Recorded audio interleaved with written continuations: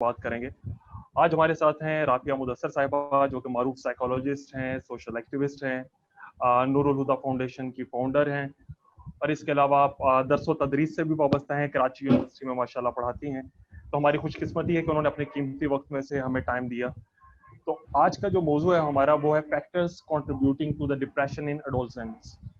तो ma'am please हमें बताइए, गाइड कीजिए, ऐसे क्या अनासिर हैं, क्या फैक्टर्स हैं जो कि डिप्रेशन का बायस बन रहे हैं।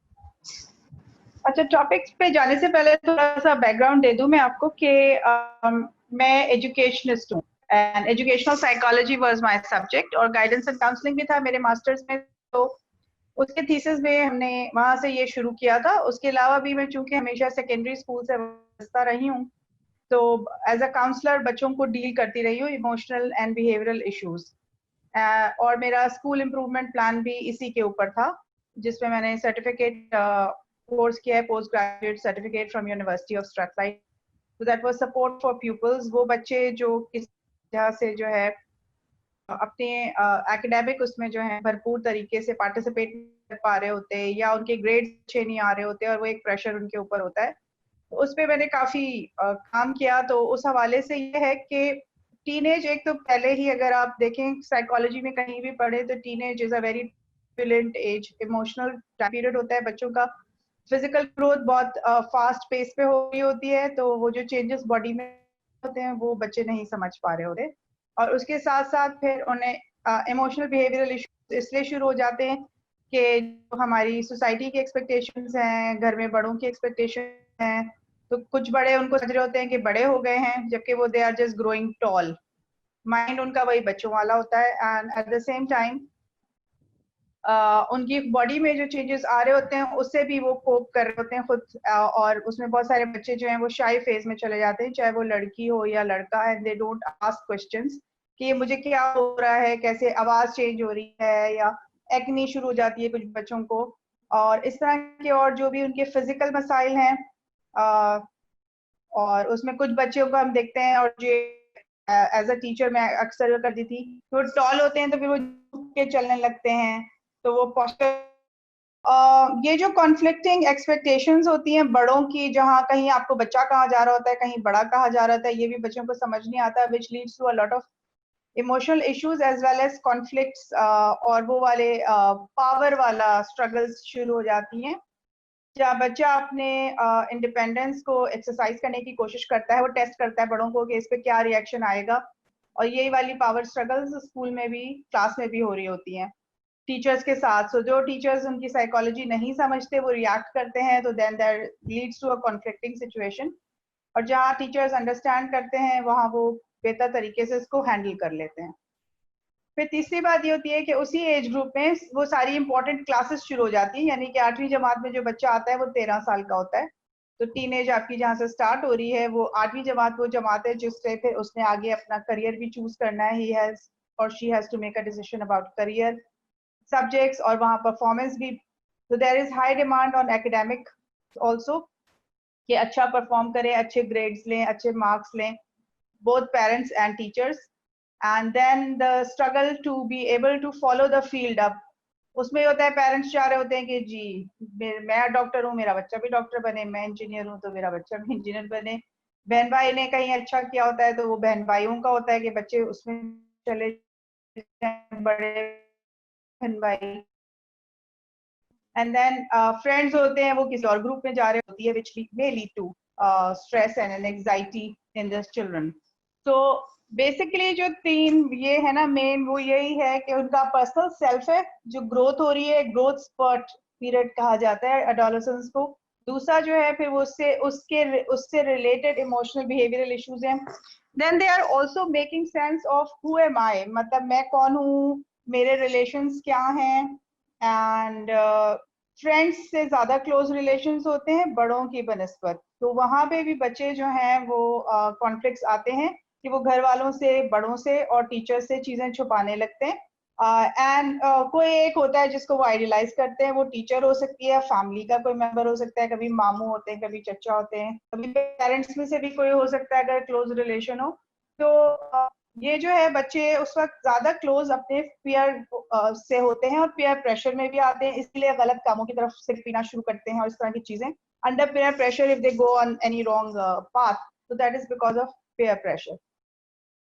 सो ये सारे जो फिर हैं, फिर उसमें सारे घर की वैल्यूज हैं, स्कूल की वैल्यूज हैं, बाहर सोसाइटी की वैल्यूज हैं, तो they often find themselves in conflict. और उसमें फिर जो है लड़ाई झगड़े भी होते हैं। लाइक लड़कों को बहुत गुस्सा आता है because there is a lot of energy, so अगर उनको फिजिकल एनर्जी निकालने के मौके नहीं है, अपॉर्चुनिटीज नहीं है स्कूल में, तो आप उनको कॉन्फ्लिक्ट में देखेंगे, लड़ाई झगड़े मार धाड़ में वो फिर आगे होते हैं। गर्ल्स का जो होता है वो रोने धोने का होता है ज्यादा, तो दे बिकम आइसोलेटेड या वो इतना शेयर नहीं करती हैं। तो ये बहुत सारी मतलब चीजें हैं, मतलब ये इनको अगर सही से नहीं मॉनिटर किया जाए और बच्चों को सही गाइडेंस नहीं दी जाए या पेरेंट्स की तरफ से सपोर्ट ना किया जाए या टीचर्स ना समझते हो, तो उसमें बच्चे जो हैं वो एंजाइटी और डिप्रेशन का शिकार होते हैं।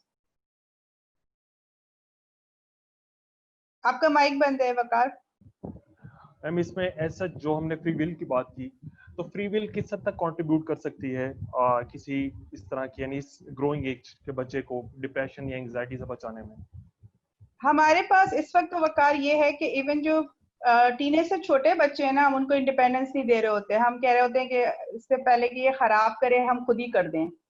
सो हमने बच्चों को इतना ज्यादा डिपेंडेंट बना दिया है कि स्पेशली जो बच्चे बाहर पढ़ने चले जाते हैं या घर से दूर जाते हैं for higher studies, they get into depression also, और वो यही वाली एज ग्रुप है, या early youth period, because they have not been made independent कि अपने काम जो लाइफ स्किल्स जिनको कहा जाता है वो उसमें जो है इंडिपेंडेंट नहीं होते। अपना खाना नहीं बना सकते, अपना अंडा फ्राई नहीं कर सकते, अपनी चाय नहीं बना सकते। तो उसमें ये होता है कि वो बच्चे फिर उनको अम्मा भी याद आती हैं फिर अगर वो घर से दूर होते हैं। तो आई फील कि बहुत छोटी एज से छोटे छोटे, और वैसे भी आप अगर साइकोलॉजी में देखें तो there are chores for even a toddler, वो बच्चा जो चलने लग जाए, पेरेंट उसमें हेल्प करे, लेकिन बच्चे से कहें कि वो अपने खिलौने जगह पे खुद रखे, उसको हेल्प करें।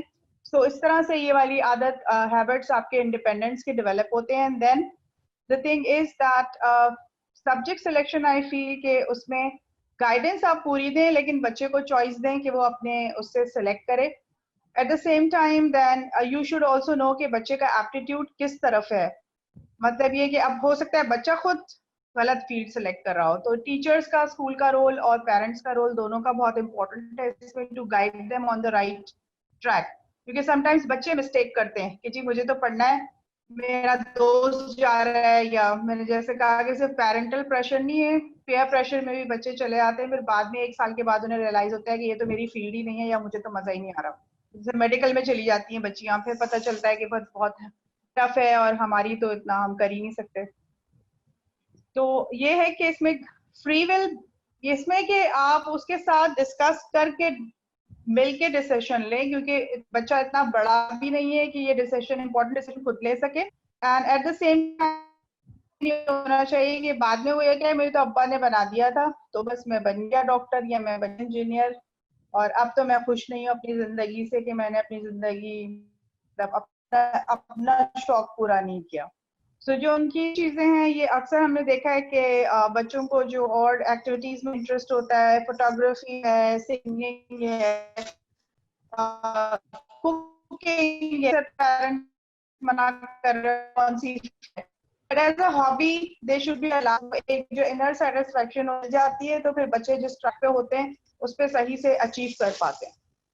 जी जी मैम, वो बच्चे जिन्हें के उनकी मर्जी के मुताबिक फील्ड नहीं मिल सकी और वो ओब्वियसली फोर्स्ड हैं पेरेंट्स की तरफ से कि वो उस पर्टिकुलर फील्ड में जाने के जहाँ के पेरेंट्स चाहते हैं कि वो जाएं, तो मैम वो इस डिप्रेशन और एंजाइटी और इससे कैसे निकल सकते हैं? Like how to accept all this?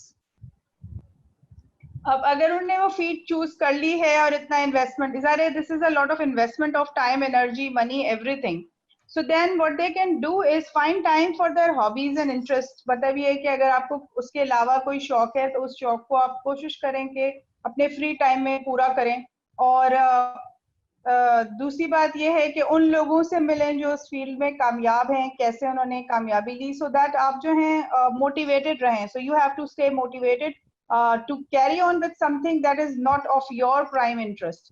क्योंकि अगर वो चीज आप सिर्फ पेरेंट्स के कहने पे कर रहे हैं तो फिर इंटरेस्ट बहुत जल्दी लूज हो जाता है और आप फिर ड्रैग कर रहे होते हैं अपने आप को। तो and the other thing is if you have the choice to select your own interest तो वो कर लेना चाहिए। सबके पास चॉइस नहीं होती क्योंकि हम सब ऐसी फैमिली से बिलोंग नहीं करते, या फिर इतना आप 1 साल या 2 साल जितने भी जाया कर चुके हैं कि आप दोबारा से रिपीट करें और कोई और फील्ड चूज करें। तो इसीलिए ये चॉइसेस बहुत इंपॉर्टेंट है और इसीलिए मैंने इसको रेज किया है यहाँ पे।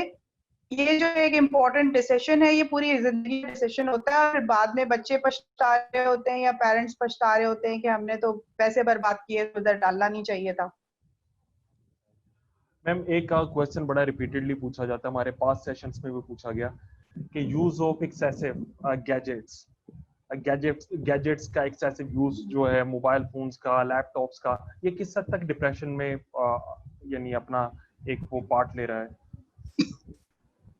According to research, also it is a major contributor because you see a fake life on social media, and then when you are seeing other people saying that they are very successful, though they may not be, तो वो भी एक चीज आपको जो है वो करती है। आपको लगता है आप इनएडिक्वेट हैं, आप जो है पूरा नहीं उतरते सोसाइटी के स्टैंडर्ड्स पे, आपको ये नहीं आता, आपको वो नहीं आता, उसने ये अचीव कर लिया, उसने ये कर लिया, तो वो चीज आपको एंशियस करती है। And then sometimes time waste भी बहुत कर रहे होते हैं। तो जो इसमें मतलब सीखने की चीज है वो ये कि आप स्टूडेंट्स को भी चाहिए कि दे should B actually following those pages जहां से उन्हें कुछ रिसर्च या इस तरह की चीजें सीखने को मिले। अदरवाइज ये कि it's a total waste of time if you are just following your friends या आप सिर्फ पोस्टें लगा रहे हैं। तो मैं भी इसमें बहुत सारे ऐसे ग्रुप्स हैं जिसमें रिसर्च है वो है, उसको रीड करती हूँ and I also share it. So if you are not doing that then it is useless because फिर आप टाइम ही वेस्ट कर रहे हैं इसके ऊपर। मैम एक क्वेश्चन है कि हॉबीज या किसी भी किस्म की एंटरटेनमेंट है वो किस हद तक एक शख्सियत को बनाने में हेल्प आउट करती है? It वो is किस very हद very तक जरूरी है? important because it is something उसमें आपकी जो है वो चीजें हैं जो आपको खुशी देती हैं। So some people like reading books, some people like gardening, कुछ लोगों को ट्रैवलिंग का शौक होता है। सो जो आपका शौक है वो आपको एक इनर सेटिस्फैक्शन देता है। And if you are not following your passions and interest तो वो एक चीज है जो आपको कमी हमेशा महसूस होगी जिंदगी में कि ये चीज कुछ कम है मेरी जिंदगी में। दो you may be very very successful at your profession, in your family, everything, लेकिन अगर वो चीज जो आपको खुशी देती है, personal happiness, satisfaction inside your heart, अगर वो नहीं कर रहे तो फिर इनकम्प्लीट है। जी जी जी तो मैम हॉबीज होनी चाहिए आपकी जो भी आपको अच्छा लगता है। मैम अमूमी तौर पे एडोलसेंट्स जो हैं उनके सिबलिंग्स जो हैं जो कि उनसे छोटे होते हैं और इन केस कोई ना कोई डिप्रेशन या एंजाइटी की वो फेज से गुजर रहा है कोई इस तरह का लड़कपन की एज में, और उसका वो डिप्रेशन और एंजाइटी ऑब्वियसली उसके छोटे जो सिबलिंग्स हैं उन पर बहुत ज्यादा असरअंदाज होगा। और सेकेंडली मैम जो बच्चे 5 ईयर 6 ईयर से कम एज के हैं जिनकी की शख्सियत अभी बनने की वो मराहल से गुजर रही होती है, उनकी शख्सियत पे किस हद तक उस बच्चे की यानी एंजाइटी और डिप्रेशन का असर हो सकता है? बिल्कुल होता है, वो सिबलिंग रिलेशंस पे इफेक्ट पड़ता है, कॉन्फ्लिक्ट्स हो सकते हैं और ये भी हो सकता है कि जो आपका बड़ा बच्चा है जो एडोलेसेंट है उसको छोटे पसंद ना करें because of anger, because this is how adolescents take it out ना, या तो वो गुस्सा शो करते हैं या रोते हैं या डिप्रेशन में खामोश हो जाते हैं, आइसोलेट कर लेते हैं अपने आप को। तो जाहिर है जी वो जी जी that will effect the relations, और सिबलिंग्स पे छोटों पे जरूर इफेक्ट पड़ता है उसका। और इसीलिए जो है जो बड़े होते हैं उनको सारे पेरेंट्स हमेशा ज्यादा बोलते हैं, तो वो भी ये है कि ज्यादा उनको नहीं करना चाहिए। जी जी जी जी और मैम एक अगर हम नेक्स्ट एक वो लेवल पे जाएं कि एडोलसेंस से आहिस्ता आहिस्ता जब हम मेच्योर एज की तरफ जाते हैं तो भी एक वो बड़ी डाइकोटमी होती है वो दिमाग की कि जब वो इंसान महसूस जो है खुद को कर रहा हो लड़कपन में भी, टीन एज में भी, जबकि वो एक मेच्योर एज में दाखिल हो रहा है, एक प्रोफेशनल लाइफ में दाखिल हो रहा है, तो वो यानी एक दोनों वो फेजेस में एक वो बटा सा होता है, तो वो इसे कैसे ओवरकम कर सकता है? बाज लोग जो है वो इसमें एक बैलेंस नहीं रख पाते हैं अपनी वो जिम्मेदारियों में और वो लड़कपन के उसमें, ये एक क्वेश्चन है मैम। उसमें यही है ना, देखें वकार, इसमें अब जो चीज मैंने आपको बताई, यूजुअली ऐसा होता है कि जो बच्चों को सही गाइडेंस मिलती है वो 18 पे जहाँ पहुंचते हैं ना, and they are going towards 19, तो वो मेच्योरिटी उनमें नजर आने शुरू हो जाती है। They are more composed, they are more calm, and they know कि आगे उन्होंने क्या करना है। मतलब ये कि वो कंफ्यूजन जितने भी थे related to career, related to higher education, वो सारे वहां पे फाइनल हो जाते हैं, उनके जहन क्लियर हो जाते हैं कि आगे मुझे करना क्या है। अगर वो उसी कंफ्यूजन में है तो फिर वो एक स्टेट ऑफ रेस्टलेसनेस में रहेंगे, एंड एंजाइटी भी हो सकती है, डिप्रेशन में भी जा सकते हैं। तो ये वाला ये कि till they are on the right track, उस ट्रैक पे चढ़ ना जाएं, तो वो ये है, there is a danger that they may fall into depression and an anxiety. और उसमें भी यही है कि guidance of parents and teachers is very very important. मतलब ये कि मैं चूंकि ओए लेवल स्कूलों से वाबस्ता रही हूँ, तो वहाँ पे हमेशा करियर काउंसलर्स भी होते हैं, और मैं एज अ काउंसलर हमेशा बिहेवियरल इमोशनल काउंसलिंग वाला पार्ट भी जरूर रखती थी कि वो टीचर्स जिनसे बच्चों का अच्छा रैपो है, तो जो ज्यादा हाइपर हो रहे हैं या वो हो रहे हैं, तो वो they go and get guidance. So parents को भी इसको समझने की जरूरत होती है, और ये वो टाइम है जहाँ पे आपने पूरा सपोर्ट देना है अपने बच्चों को एज अ पेरेंट, ताकि वो जो है सही फील्ड चूज करके उसमें यकसुई के साथ पढ़ सकें। अगर वहां पे डिस्टरबेंस है तो फिर वो कुछ भी नहीं कर सकते, वो they will not be successful in education also, या आगे करियर में जाना है, लड़कियां हैं तो भी।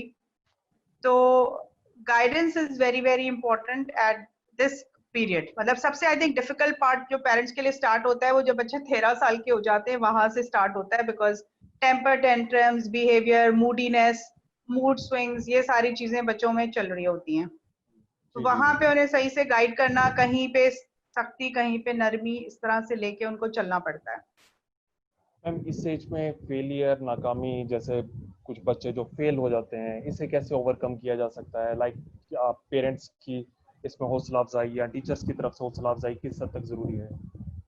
बहुत जरूरी है। और उसमें ये था कि हमारे पास, हमने खुद देखे, न्यूज में भी देखे केसेस जहाँ बच्चों ने ब्रेन हेमरेज, 2 साल पहले एक बच्चे का ब्रेन हेमरेज हो गया था, मॉक एग्जाम आया था, उससे पहले किसी ने खुदकुशी भी कर ली थी। सो द प्रॉब्लम इज के वो आपने उसको कैसे सेट किया है, बच्चे को क्या कहा है, that is very important. So what we do is we emphasize on grades. So a grade is just a number or a level. The actual thing is कि वो बच्चा जो है वो mentally कितना जो है settled है। तो ये हम parents को भी कहते हैं, हमारी expectations तो होती हैं, और उन बच्चों को जो actually achieve कर सकते हैं, थोड़ा करना चाहिए प्रेशर, लेकिन प्रेशर इतना नहीं होना चाहिए कि बच्चा जो है वो खुदकुशी कर ले या वो उसका ब्रेन हेमरेज हो जाए। So you have to set realistic standards. अगर वो बच्चा बी ग्रेडर है, तो आप उससे अगर एक्सपेक्ट करें कि वो ए ग्रेड लाए, तो ये उसके साथ ज्यादती है, क्योंकि वो उस बच्चे का लेवल ही वही है।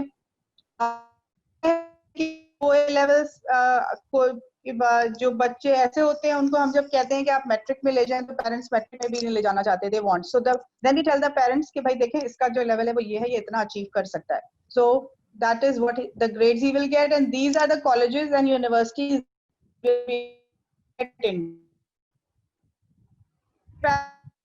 भी मेंटली प्रिपेयर होना चाहिए, पता होना चाहिए कि उनके बच्चे का लेवल क्या है, और उसके हिसाब से घर पे भी जो है मॉनिटरिंग करनी चाहिए कि भाई वो टाइम पे पढ़ रहा है, नहीं पढ़ रहा। एंड देन ऑफ कोर्स ये बच्चे थोड़े ऑर्गेनाइज भी नहीं होते, बहुत कम ऐसे बच्चे होते हैं जो ऑर्गेनाइज करके पढ़ते हैं, तो इनको जो है वो टाइम टेबल बना के सिखाना कि टाइम टेबल से अपनी तैयारी करें, क्योंकि फिर जब आता है एकदम से सारे सब्जेक्ट्स का, तो वो बहुत मुश्किल होता है बच्चों के लिए हैंडल करना एकदम से।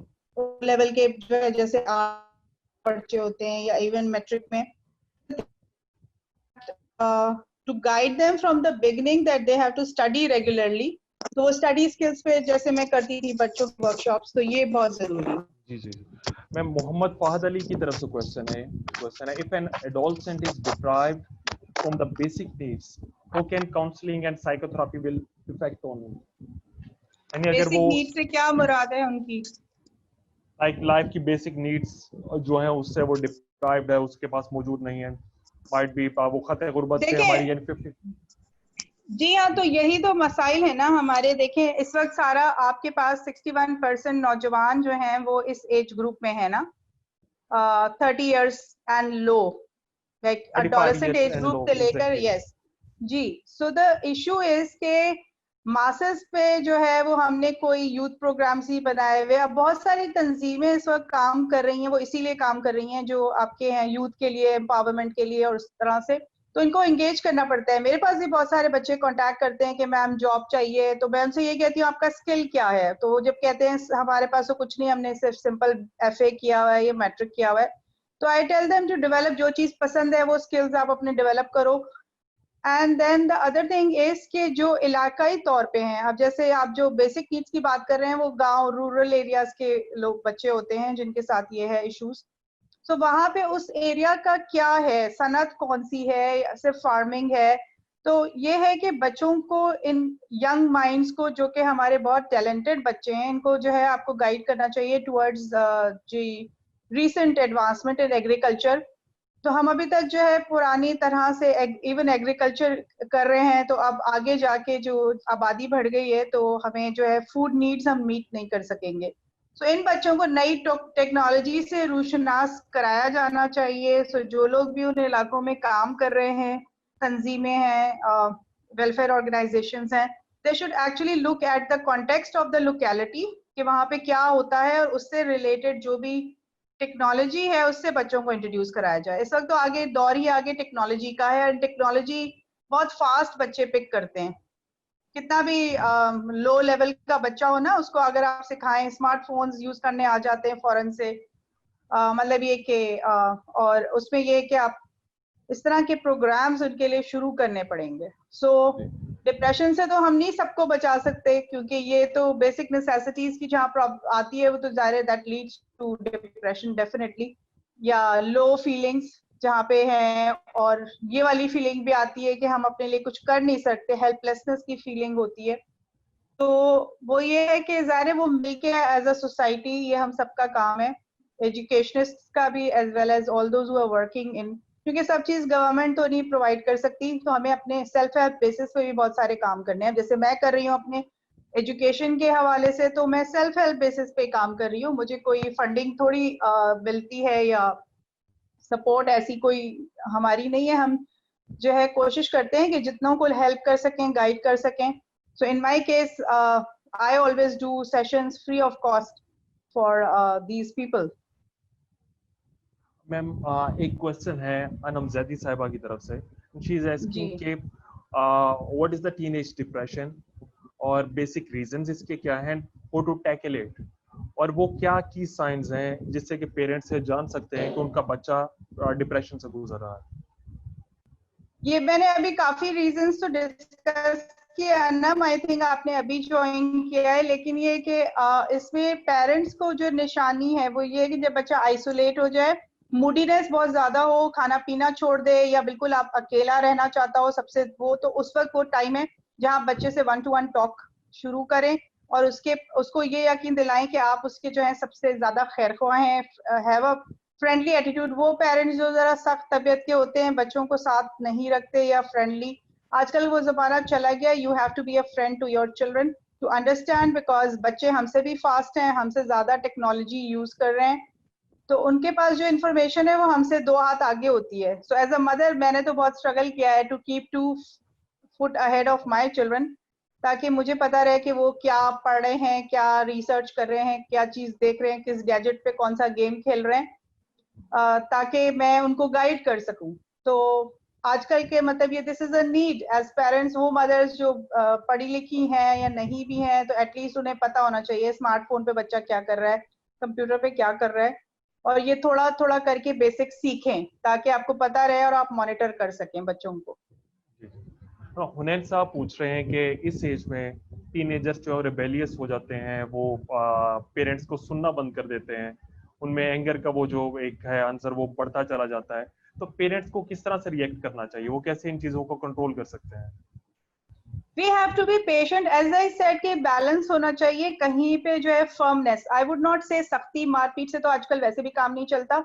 आप वैसे भी किसी बच्चे को नो कहे ना, इवन टीनेज से छोटा वाला भी होगा, वो कहेगा वाई मामा, तो you have to actually explain to them logically कि किसी काम से क्यों मना किया जा रहा है और उसमें उनकी क्या बेहतरी है। तो मैंने अपने बच्चों के साथ तो ऐसे ही किया है, तो that has helped. Still sometimes reaction आता है, so you have to be patient, और जब बच्चा काम डाउन हो जाए फिर उसको बताएं कि भाई आप जो थे बदतमीजी कर रहे थे, या आपकी आवाज ज्यादा लाउड थी, या you were fighting with me, ताकि बच्चा रियलाइज करे। और मैंने इस एज ग्रुप के साथ as a parent and as a teacher and head teacher, you have to talk heart to heart to these children. मतलब ये कि दिल से दिल को राह वाला रास्ता निकालना पड़ता है, अदरवाइज वो नहीं सुनते। तो उनसे उनकी लैंग्वेज, जैसे लड़के होते थे ना तो वो बाल नहीं कटवाते थे, बड़े बड़े बाल, तो एज अ प्रिंसिपल रोज सुबह एक लाइन लगी होती थी, तो मैं बच्चों से कहती थी भाई तुम ऐसे उल जलूल रहोगे तो कोई लड़की तुमको पसंद नहीं करेगी। तो अगले दिन सबके बाल कट जाते थे। तो you have to use tricks and techniques to talk to them, वो बात करें जो उनके दिल को लगे, उनको समझ आए। में एक क्वेश्चन है कि पेरेंट्स जो बच्चों को दूसरों के बच्चों से कंपेयर करते हैं, ये किस हद तक नुकसानदेह है? बहुत गलत है। अपने बच्चों से आपस में भी कंपेयर नहीं करना चाहिए, दूसरे बच्चे से तो छोड़े। आपका मेरे 3 बच्चे हैं, तीनों बिल्कुल डिफरेंट तबीयत के हैं, तीनों बिल्कुल डिफरेंट स्किल्स के साथ हैं। सो आई विल नेवर से कि भाई बड़ी वाली जो के वो देखो कितना अच्छा पढ़ती है, उसको मैं उसके हिसाब से गाइड करती हूँ। जो मेरा छोटा है कि भाई ये तुम्हारी ना ये वीकनेस है, इसको इम्प्रूव करने की कोशिश करो। आई नेवर से कि तुम्हारी बहन इसमें अच्छी है, बिकॉज वो एक अननेसेसरी कंपटीशन होता है, बच्चों में जेलसी की फीलिंग्स आती हैं, बच्चों में एक दूसरे से मतलब वो एक हार्ड फीलिंग डेवलप हो जाती है, जो आपको नहीं पता बड़े होके कहाँ जाके निकलेगी। तो एक वो जो आप है खुद आपस में बच्चों को जो है ना उनके बीच में जेलसी और नफरत पैदा कर रहे होते हैं इस तरह से। तो चाहे वो बच्चे का कजन हो, चाहे अपना बहन भाई हो, या कोई मोहल्ले का बच्चा हो, never compare one, because all children are gifted, all children are unique. And आपको सही बताऊं, मैं 25 साल की जो एजुकेशन का मेरा तजुर्बा है वो ये है कि each one of us is a leader also, हम सब के अंदर एक लीडर छुपा है। असल चीज ये है कि पेरेंट्स और टीचर्स उसको परख के निकालें बाहर।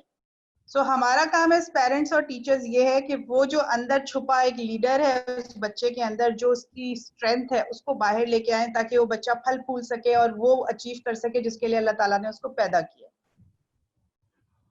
हम एक और क्वेश्चन है आपके लिए कि पाकिस्तान में एडोलसेंट्स में डिप्रेशन की रेशो कितनी है टीनेजर्स में? And the second thing is कि किस हद तक जरूरी है, उनका दूसरा सवाल है कि टीनेजर्स के लिए प्राइवेसी और स्पेस किस हद तक होनी चाहिए? विद गुड मॉनिटरिंग होनी चाहिए। मतलब ये है कि आपके पेरेंटल कंट्रोल्स होने चाहिए, लेकिन ये है कि you have to give that space to the adolescent. वो बच्चा आप चाह रहे हैं उसको इंडिपेंडेंट बनाना, तो उसको ट्रस्ट करें। सो फोन दे रहे हैं तो भी आपको you should have trust on the child, उसको बता दें आपकी फैमिली की क्या वैल्यूज हैं, क्या उसको जो है करना है, क्या नहीं करना है, और उसके बाद उस पर फुली ट्रस्ट करें। और उसमें ये होता है कहीं ना कहीं बच्चे करते हैं गलती, तो वो ये है कि again there should be a discussion on it and some resolution कि भाई ये चीज गलत हो गई, तो अब क्या करना चाहिए। So you have to take the child on board for any decisions that you take. Ratio का तो ऐसा कोई हमारे पास वो नहीं है कंफर्म्ड वो, लेकिन ये है कि किसी ना किसी फेज पे चाहे कुछ टाइम के लिए बच्चे जाते हैं इसमें ना, वो उसका एक रीजन उनके हार्मोनल चेंजेस भी होते हैं बॉडी में, जिसकी वजह से वो ये फीलिंग उनके अंदर आती है, इसीलिए उनको ज्यादा मॉनिटर करने की जरूरत है। Women talk of the town, actually ये क्वेश्चन बार बार पूछा जाता रहा है कि आजकल जो सूरत हाल चल रही है कोविड-19 की, कोरोना वायरस पैंडेमिक की, तो मैम इसमें डिप्रेशन बहुत ज़्यादा इंक्रीज हुआ है हर एज के तबके में, एडल्ट्स में, किड्स में और टीनेजर्स के मुतालिक मैम वो किस तरह से इसे ओवरकम कर सकते हैं? लाइक जब वो I think आइसोलेटेड उन्हें when the रहना है। schools reopen, colleges and universities, we will need these sessions of brainstorming and sitting together and just talking. Not we can't start the studies because मैं तो कहती हूँ कि अभी pandemic आएगा, and वो pandemic यही है depression and anxiety का, when the people will leave the house and go in the working situation or in the school and colleges, तो एकदम से जो शॉक वाला होगा ना, इतना टाइम अभी हमें रियलाइज नहीं हो रहा, 6 महीने होने वाले हैं, आप देखें बैठे हुए हैं, मार्च अप्रैल मई जून जुलाई चल रहा है, मतलब 5वां महीना ये एंड हो रहा है, एंड 6 महीने बाद जब आप जाएंगे towards normal, so things will not be the same and people are not mentally prepared, अभी भी नहीं है लोग प्रिपेयर्ड। तो ये है कि it is going to be a shock, also it is going to be something that will be depressing to know that आपने अभी कितना करना है, और प्रेशर भी आएगा सबके ऊपर, सारे स्कूल्स, कॉलेजेस और यूनिवर्सिटीज पे एक प्रेशर भी आएगा। तो वो ये है कि we need to have mental health programs in place to deal with this. हमें एक सवाल जो हमारे यहाँ बार बार पूछा जाता है कि पेंडेमिक की वजह से जो कि स्कूल्स बंद हैं, कॉलेजेस, यूनिवर्सिटीज बंद हैं, और बच्चों का जो एकेडमिक ईयर जो है वो ज़ाया होता जा रहा है। और जैसे कि हमारे यहाँ तो ऑलरेडी काउंटेड होता है कि इतनी ईयर्स में हमने ये करना है, इतने में ये करना है।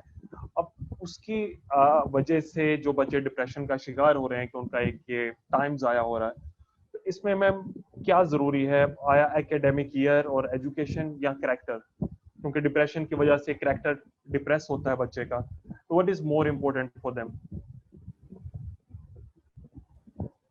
I think health is more important than anything else. बाकी सारी, आप ये देखो ना, इस वक्त जब हम अंदर लॉकडाउन में गए हैं तो कितनी वो चीजें जो बहुत इंपॉर्टेंट थी, सारी दुनिया में इम्तिहान नहीं हुए। इम्तिहान के बगैर आप सोच सकते थे कि बच्चे जो हैं वो पास होके प्रमोट हो जाएंगे सारे के सारे। सो द थिंग इज कि बहुत सारी चीजें हमने रियलाइज की हैं कि वो सब चीजें जिनको हम इम्पोर्टेंस देते थे, they are not so important. This pandemic has actually made us realise that, और जिन्होंने नहीं रियलाइज किया उनको रियलाइज कर देना चाहिए कि हम समझते थे होटलिंग और ये वाली सारी चीजें, these are the status symbols, they are no more. ठीक है, having healthy food is the best thing to do, and knowing how to cook, and this is what I was telling my children कि भाई अब आगे तो तुम्हें अपनी food grow करना भी आना चाहिए, क्योंकि जो हालात हैं दुनिया के और उसमें, so the basic things के vegetables, fruits कैसे grow होते हैं, and you should know that process. So this is something that maybe should be introduced in all schools, kitchen gardening जिसको कहते हैं। तो बहुत सारी चीजें, अब ये ईद भी गुजर गई, बगैर बहुत सारे लोगों ने ईद के कपड़े नहीं खरीदे, तो ईद हो गई ना। तो वो सारी चीजें जिनको हम इम्पोर्टेंस देते थे अपनी जिंदगी में, उसमें इसमें हमें ये पता चला। सो one thing that all students and teachers should accept is that health is more important than anything else.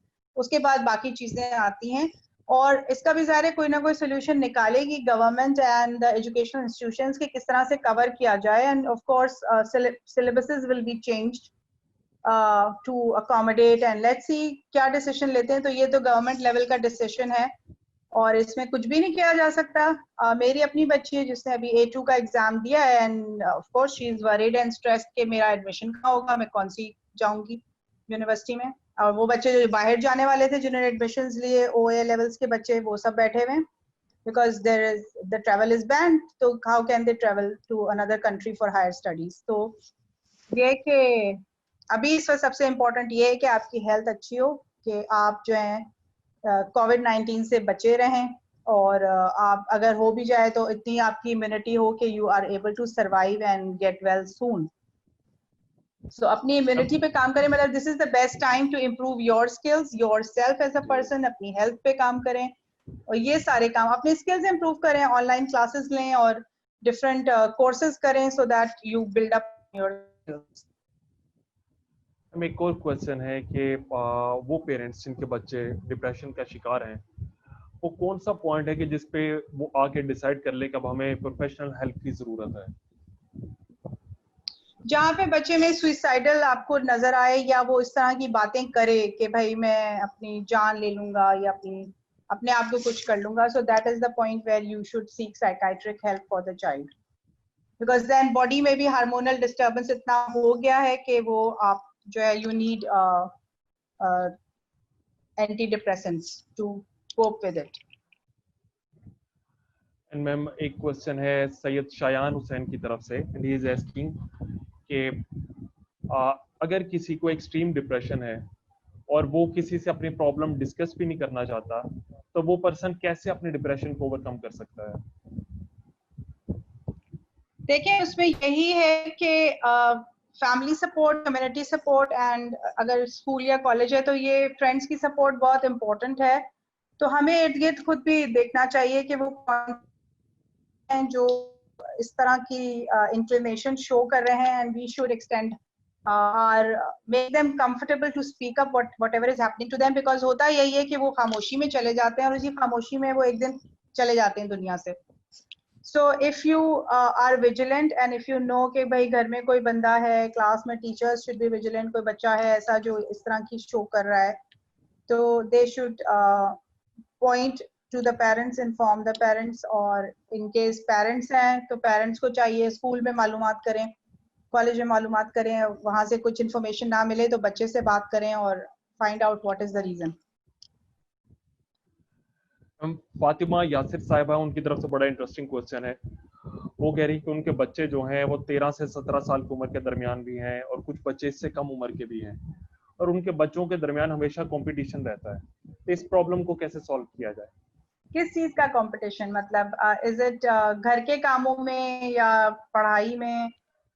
पढ़ाई में है तो अच्छी बात है. She's asking about the demands जो डिमांड्स बच्चों में वो तो रहता है, वो तो आप नॉर्मल घर भी हो कोई भी, तो एक बच्चे को कुछ होता है दूसरे को फौरन होता है कि भाई इसको आपने ये कर दिया, तो ये तो रहता है. ये है कि how to deal with it, you should know. कुछ चीजों को आपको जस्टिफाई करना पड़ता है कि ये बड़ा है तो इसलिए इसके लिए किया गया है. कुछ चीजों के लिए आप बताया जाता है कि आपका एज नहीं है ये वाला कि आपको दिया जाए. तो अब जैसे मेरी बड़ी बेटी थी, उसको मेरे हस्बैंड ने क्लास 8 में फोन ला दिया था, तो दोनों छोटे जो थे जैसे ही क्लास 8 में आए तो उन्होंने पहले कहा कि उसको मिला था तो हमें भी दिलाएं अब फौरन से.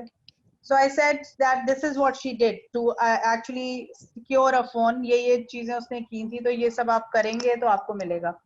तो ये कि आप जो भी बेनिफिट्स या प्रिविलेजेस किसी एक बच्चे को दें तो दूसरों को एक्सप्लेन करेंगे उसको क्यों दिया गया है. सही. Thank you very much for your precious time. आपने अपना कीमती टाइम दिया और इतने सारे क्वेश्चंस का जवाब दिया बड़ा patiently. We are really honoured और आपके बहुत ज़्यादा शुक्रगुजार हैं और बहुत सी विशेस आपकी गुड हेल्थ के लिए और फ्यूचर के लिए. Thank you very much.